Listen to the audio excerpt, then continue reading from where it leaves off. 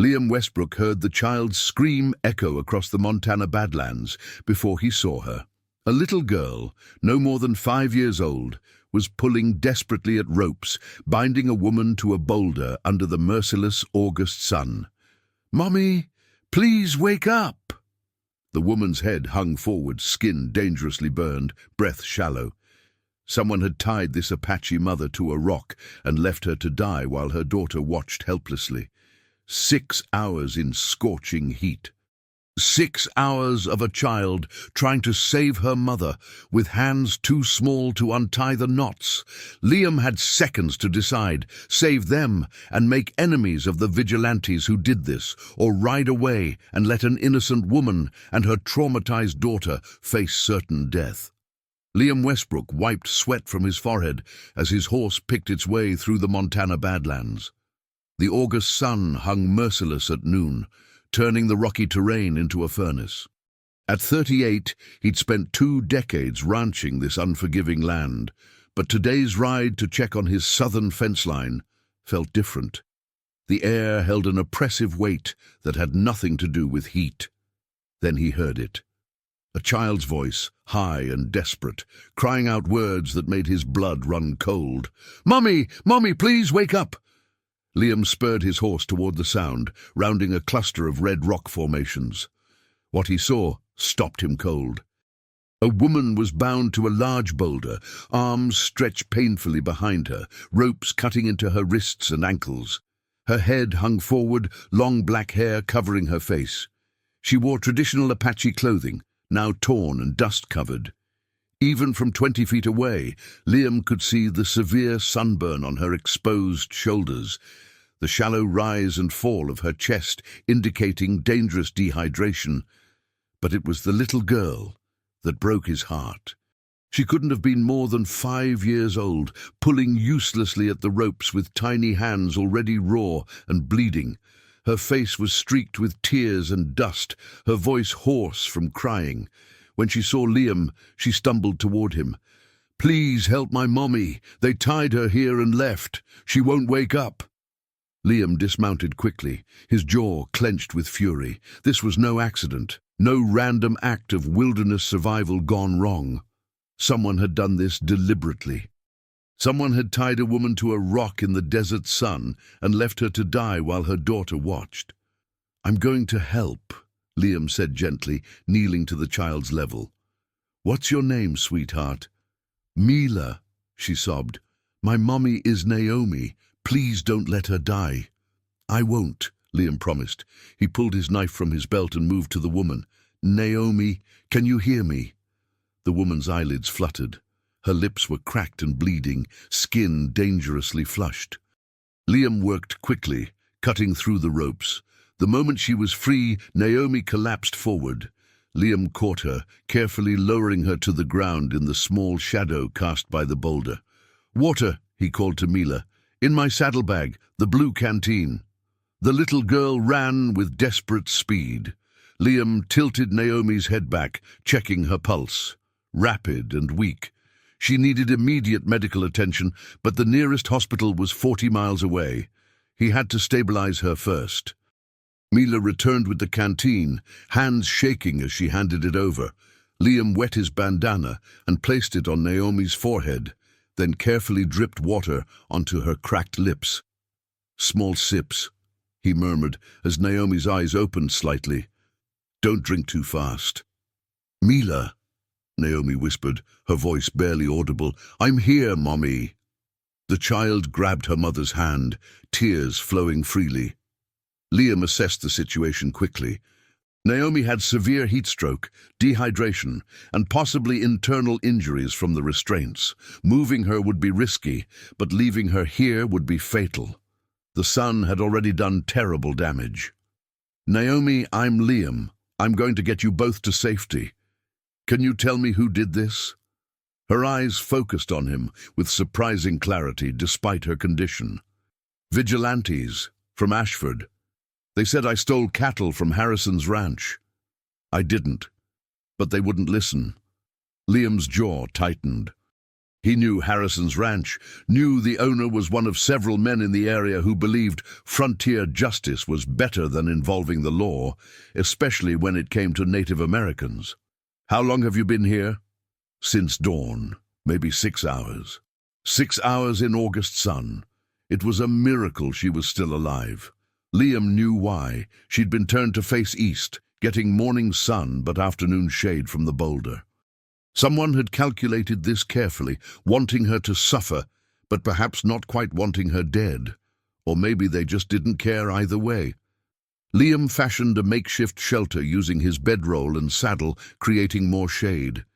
He continued hydrating Naomi slowly, while Mila hovered close, never letting go of her mother's hand. "Mila, you were very brave," Liam said gently. "You stayed with your mommy and tried to help her. That took real courage." The little girl's eyes were haunted. "I couldn't untie the ropes. My hands are too small. I tried all morning." The image of this child desperately working to free her mother, alone in the desert, watching her suffer, it would haunt Liam for the rest of his life. After 20 minutes of careful hydration and cooling, Naomi could sit up slightly. Liam helped her onto his horse, then lifted Mila up to sit in front of her mother. "Hold on to Mommy tight," he instructed. "We're going to my ranch. It's closer than town, and right now, town isn't safe for you." As they began the slow journey, Liam walking alongside to steady them, Naomi looked down at him. "Why are you helping us?" "Because leaving someone tied to a rock to die isn't justice," Liam said flatly. "It's murder, and I don't stand by while people commit murder." At the ranch, Liam settled Naomi in his guest room and called Doc Henderson, one of the few men in the area he trusted. While waiting, he treated Naomi's rope burns and continued rehydration. Mila refused to leave her mother's side, sitting on the bed and holding Naomi's hand with fierce determination. Doc Henderson arrived within the hour, a grey-haired man in his 60s who'd seen enough cruelty in his career to have stopped being surprised by it. After examining Naomi, he pulled Liam aside. "She'll recover physically. The heat stroke is serious but manageable. Rope burns will heal." "But that child," Doc glanced toward Mila. "She watched her mother tortured for hours.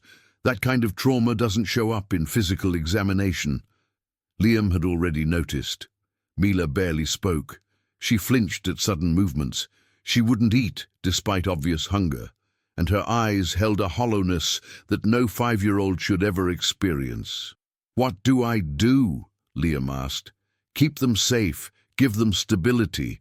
The girl needs to see her mother recover, needs to know they're not in danger anymore. But it'll take time, probably years, and she'll likely carry this for the rest of her life."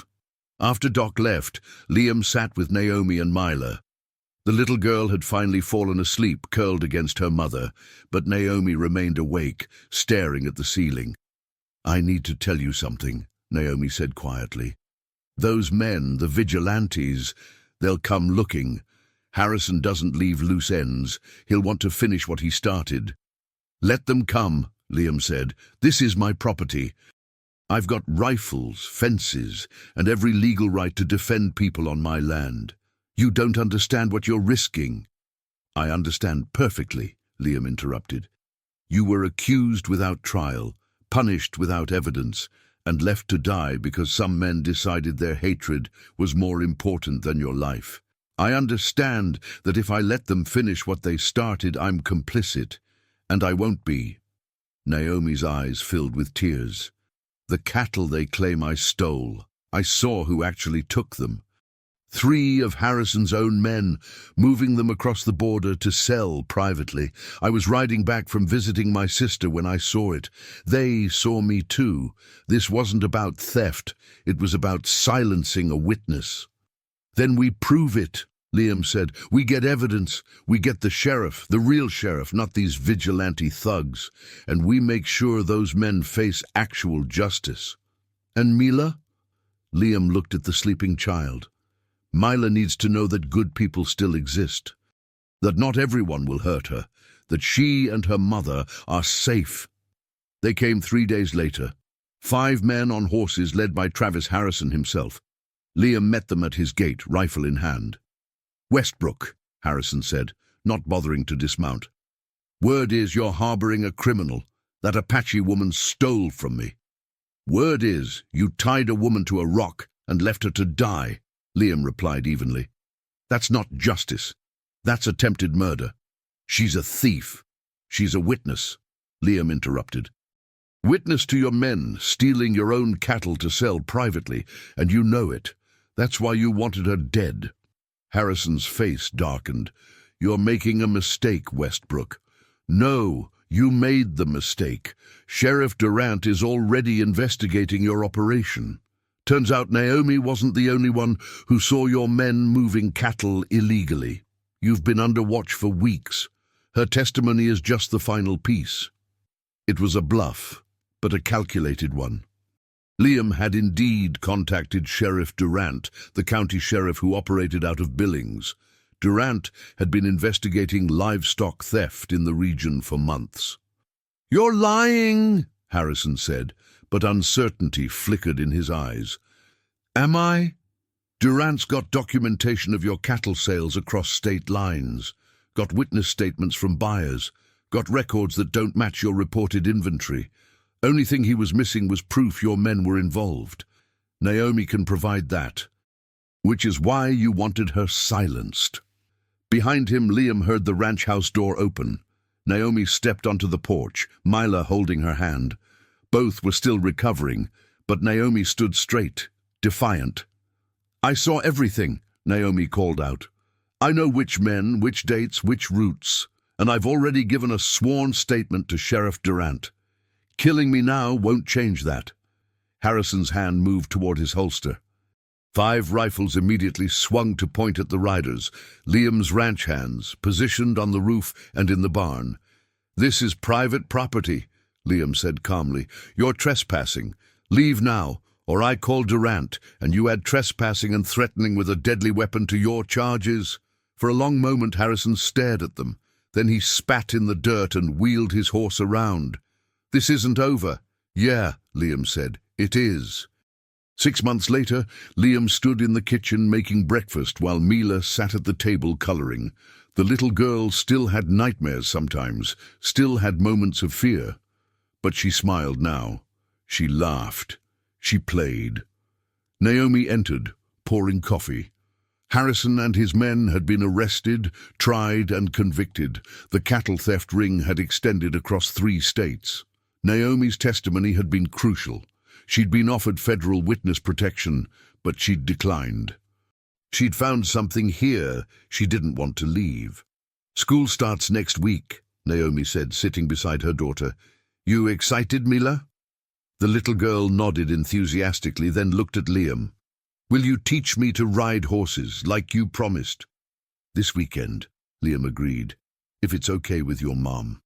"It's okay," Naomi said softly. Over the months, something had developed between Liam and Naomi. Not romance, not yet, but a deep respect, a careful trust. 2 people who'd seen the worst in humanity and chose to believe in the better parts. Mila had been the bridge. Watching Liam's patience, his gentleness, his consistent presence, she'd slowly opened up. The trauma hadn't disappeared, but it had become manageable. She was learning that safety could be trusted, that good people existed, that the world wasn't entirely cruel. "I received a letter from the tribal council," Naomi said. "They want me to return, work with their justice program, help create better communication between tribal and county law enforcement." "What did you tell them?" "That I'd think about it. It's important work." "But—" She glanced around the kitchen, at Mila coloring peacefully, at the life they'd built here. "This feels like home now." Liam understood. Home wasn't just a place. It was safety. It was healing. It was knowing that when you woke up, you wouldn't be in danger. For Mila, it was knowing her mother wouldn't be taken away. For Naomi, it was knowing someone had stood up when it mattered. "The council can wait," Liam said. "Take your time. Decide what's best for you and Mila." Mila looked up from her coloring. "I drew us," she announced, holding up the picture. 3 stick figures stood in front of a house, a tall man, a woman, and a small girl. They were all holding hands. Above them she'd drawn a sun, bright and cheerful. Not the cruel desert sun that had nearly killed her mother.